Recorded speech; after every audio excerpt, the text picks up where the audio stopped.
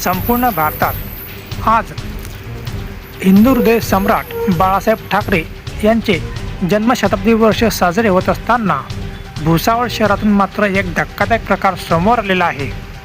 भुसावळ शहरातील जळगाव रोडवरील लोणारी मंगल कार्यालयाच्या शेजारी असलेल्या बाळासाहेब ठाकरे बाल उद्यानात बाळासाहेब ठाकरे यांचे स्मारक असून या स्मारकाची अत्यंत दयनीय अवस्था झालेली आज दिसून आलेली आहे।